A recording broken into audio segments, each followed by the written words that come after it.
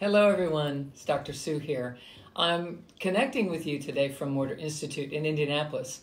I thought I was going to be in Los Angeles today, but as you may have noticed, there have been some rearrangements of everyone's schedules in many, many ways. So I wanted to speak with you today just a little bit about what's happening. I know people have been wanting to hear a little bit about how what my response is on all of this, what my take is on it. So I'm going to share some things with you. So I'll speak a little bit about that. I want to give you some practical tips, some things that you can be doing inside of this spaciousness that we've suddenly found ourselves within. And then also just give you some information about what we're doing at the Institute regarding some of the schedules of our events and what to expect, coming forward, just a little bit. All right, so we'll probably be just, less than 10 minutes here to get together today. So here's what I first want to say to you. Any virus is an opportunist. Viruses are unable to create the environment that they need in order to survive. They have to find an environment that works for them. So here's what you also need to understand, that the virus is living and thriving in an acidic environment. The number one thing that creates an acidic environment is fear and worry and an antagonistic disposition. So one of the first things that I want to say here is we need to relax, chill. Do not buy into the idea that it's doomsday and that you have to hoard in order to be safe, in order to be okay. None of that is actually true. What has to happen here is that you have to maintain a disposition of well-being, a trusted relationship with the universe, number one. That there is nothing happening here that is greater than you, that is something that you are not able to respond to or interact with or engage in or to embrace. So in order to maintain immunity, it's actually about connecting with and collaborating with your circumstances. So notice things to celebrate. Notice what to be focused on. Notice that this is creating a life experience for you that, yes, is unexpected, and perhaps you can even turn inside out some of the circumstances that are happening. Now, I know that when one person starts talking about, oh, this is happening and they're going to do this and this is escalating and that is escalating, that there's a real tendency as a knee-jerk fight or flight response inside of you for you to get a little revved up. And that's fine. Please use it as an opportunity to notice how quickly you jump into that, how quickly you knee-jerk react into fight or flight yourself. Please know this. The escalation is only about preventive measures. It's not an escalation of a disease that is taking over our world. It is an escalation of preliminary acts to prevent, to sustain, and to keep from spreading something. But please also keep in mind that the majority of the world isn't speaking in terms of wholeness and wellness. There is a version of life that you are already plugged into, or you wouldn't be here in this community, that is approaching life from an entirely different perspective than the majority of the statistics that are out there. So it is important that you remember who you are and what you've been doing. Think of who you were a month ago. Think of what you were thinking about a month ago. Think of the things that you were visioning and the ways that you were practicing and the things that you were doing on a regular basis. Ask yourself, am I breathing as deeply and freely today as I was a month ago? Or have I reacted to my external environment? And am I allowing it to be the master of my life experience? So, I am taking precautions to change our schedule and to work with things in such a fashion that will allow people to feel safe and to abide by the recommendations and the mandates that are coming out regarding social distancing and gathering people, prior to us recognizing that we were unable to gather groups of 50 or over. I was going to have the events that we had scheduled that were under that criteria. And it was only when many other things came down as rules and regulations that I began to recognize that the safest, smartest thing, not from a viral perspective, but from a transportation perspective, and will people be able to have food when they come to this or that event that we're doing, did I change our schedule and change our approach. So please understand that the changes in our scheduling are happening because of what we're doing socially, not as a fear-based reaction to a viral contagion that is in the air. Louis Pasteur said on his deathbed, it's not about the bug. He didn't say it in those words, but he said, it is not about the power of the bug. It is about the vitality of the host. That what we have to be focusing on is how healthy we are on the inside, not how big and how bad is this superbug that we are dealing with. Nothing has changed. Our immunity has been increasing along the way, the same time that superbugs are increasing their vitality. So you are equipped for this. It is in that same spirit that I want to encourage you to alkalize your body, to do the things that you know are required for your system to be as healthy and vital as it could possibly be. Are you drinking extra water? Please do. Are you exercising? You certainly likely have more time on your hands to do some exercise that perhaps you didn't have a chance to be doing, just a few short days ago. So inspire yourself right now to take advantage of the fact that the universe is offering up some sacred space for us, some spaciousness in our schedules, some new ways of looking into our day. Perhaps it is a respite from this routine that you were in. Perhaps it's an opportunity for you to be celebrating the practices that you have already been implementing in your life, and that you're finding yourself ready. You're finding yourself capable of responding in this situation without fear, without plugging into an entirely different way of living just because what the news and the media are saying. I understand that all the efforts in the news and the media are their best effort to keep people safe and to make people action in smart ways. I just don't want you to get caught up in a fear-based reality as if this is all has to be done in order for us to be safe. We're all taking precautionary measures, but it isn't to be based in fear. Please do not take a single action in fear. You can go to the grocery store and buy your groceries and do your things. Lisa and I went to the grocery and did a regular grocery run. We bought our fruits and vegetables and stocked up on things as we normally would, not extra just in case, because we completely know that when it's time to go back to the store, it's going to happen. It's going to be fine. We have to take action in that spirit if we want our bodies and our physiologies and our chemistries to align with that. So you can take whatever actions you feel are necessary. I just want to support you in taking those actions in faith and not in fear. Take them in faith and celebration of just collaborating with a culture that is everyone supporting everyone in attempting to do smart things.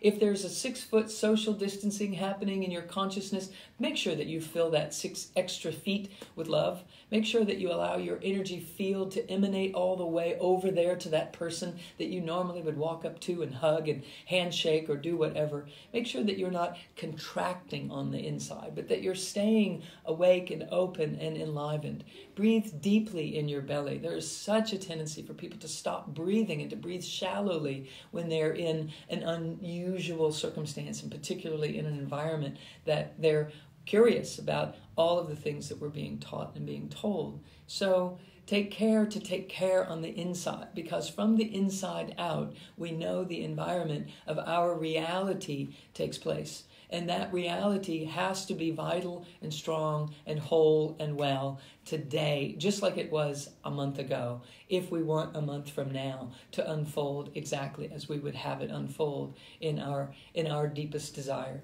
So I also want to encourage you to eat fruits and vegetables, to, of course, tax your body less. Don't overeat, don't junk food eat, don't stress eat, because under those circumstances you will produce more acidic environment in which a virus can light and live and thrive. So we want to make sure that we're creating an alkaline environment in the body. For those of you that have pH test kits from our institute, test your pH. Make sure that you're riding along this 6.8 region. And after you eat, it should go up to 8.0. We want to have this kind of chemistry happening in our systems all the time, which is why I'm constantly teaching you the things that are required to live wholly and safely. Hasn't ever been in our vocabulary, but to live wholly and thrive in a robust fashion that is self-healing. So it isn't a time to go on a cleanse because you want to be extra healthy. You don't want to go into a detoxification right now. So watch yourself very carefully, that if you're starting different programs that have you intermittent fasting or have you going into any kind of radical nutritional change, I want to encourage you to just extend that out. Be a little bit more spacious with any changes that you're making, because your body will definitely automatically go into a detox, which dumps toxins into your bloodstream, into your lymphatic system, into your respiratory system, into your sinuses, into your bladder and your bowel. So we don't want that to happen, right? We want to maintain regularity right here. So in order to do that, eat fruits and vegetables, eat more vegetables than fruits, but eat a couple of pieces of fruit every day. Eat some oranges on a regular basis, but don't megadose vitamin C in order to try to be healthy in this moment. If you're not used to doing that, it can throw your body into a cleanse, which can be more of a strain than it needs to be. So all things in moderation are going to be your rule of thumb here. So make sure that you're eating, that you're exercising, that you're breathing deeply. It's a beautiful opportunity for people to take a walk, take your family for a walk, go to the park and commune with nature. Be in touch with the grounding energies that we know are contributing to our ability to self-heal and self-regulate. All of the things that we teach in the energy codes all of the time are here to support you all of the time, and especially now when things are heightened. So if you feel yourself feeling anxious or fearful or wondering, take it to the body. You know how to build the circuitry to sustain yourself and to incorporate those energies into an empowering disposition rather than warding something off or trying to outrun it or suppress it or finding yourself emotional in other ways that are seemingly unrelated or unattached to what's going on. What this is doing is stirring in you fears that are suppressed. So you're going to notice yourself perhaps being more irritable, perhaps being emotional, perhaps being a little short-fused. Take it to the body, figure out what that's about. It isn't about the current circumstance. The current circumstance is only tapping that which is in you. So it's a beautiful opportunity for us to be able to practice what we've been learning all along. So always know that the universe is operating in your favor, and always know that there is nothing greater than what you can handle. Have a trusted relationship with the universe and the way things go, and know that it's always an opportunity for you to take an inventory. Oh, maybe there's something for me to learn here. Maybe there's something for me to realize. I'm actually running on the edge of fear all the time, and this was enough just to put me over the edge and smack dab into the plunged into the pool of fear. If that's the case, if that's what's going on, notice it. Be compassionate to yourself. Sit down and really feel, where am I feeling this fear? Where is it coming from? What's going on here? When else do I remember ever feeling this way? And then take it to the body. Find your 4 anchor points, breathe in the central channel, and build some circuits on this. Do some spherical breathing, the heart coherence breath work that back from the Energy Codes Level 1 coursework that you can remember. Open up your coursework and read through these things and stay inspired. You have extra time on your hands. It's a beautiful time for you to learn and inspire and integrate. Regarding the courses that we're teaching and what's happening, we are going to be live streaming our Level 1 that was supposed to be taking place in Los Angeles this weekend. We're going to be live streaming that. You can contact us at the Institute, info@drsuemorter.com. If you'd like to plug into that. Alumni, please know that you can join us complimentary. If you just let us know, we'll get you registered for that. And perhaps more of you would like to join in on this. I'm going to definitely be infusing how to operate under these current circumstances into the conversation all weekend long. The hours will be shortened a little bit because we're not able to do the big circle exercise and some of the other interactive things that we do, but I'm going to be giving you lots of experiential things so that you can walk yourself right into the world right now, given the extraordinary circumstances that we are in, so that you know when you leave the weekend that you will be better equipped to be operating inside of a pandemic type of circumstance. So know that we'll be addressing that. We also will likely be live streaming the Denver Level 1 that is coming up as well as a separate weekend on the same weekend dates that course was scheduled to be live. We'll be likely doing that same thing. Stay tuned and stay posted on what's happening there. We are rescheduling the Redondo Beach small group treatment intensive, and we've been in contact with you personally about that. And we also are rescheduling the BEST seminar training, the BEST treatment training, bioenergetic synchronization technique. We're rescheduling that for the end of May. The dates of that are, let's see, I have them here, May 22nd, 23rd, and 24th, the end of May. So you can check your calendars and make sure that you'll be able to join us on that weekend. It will be in Los Angeles as was planned, and we're just moving forward every day as much as we possibly can, making these decisions in the way that will serve the most. I also wanted to remind you that I will be doing the healing transmission on March 25th, next Wednesday evening, at 5 o'clock Pacific and 8 o'clock on Eastern time, and I strongly invite you to be there. I will be working with the healing frequencies and a perfecting of the field and energy in a very specific way for what it is that the world is encountering right now. And I very much look forward to sharing that with you and for holding that sacred space for us remembering the truth of who we are. So I think that's about it for now. I will be plugging in with you regularly to keep you inspired and to keep you reminded of the fact that a virus is a virus is a virus, and it is not bigger than us. And if we are willing to create and recreate and constantly be recreating the healthy, vital force that we are and that we are made of and that we are intended to be inside this toric field flow, we have the capacity to transmute anything.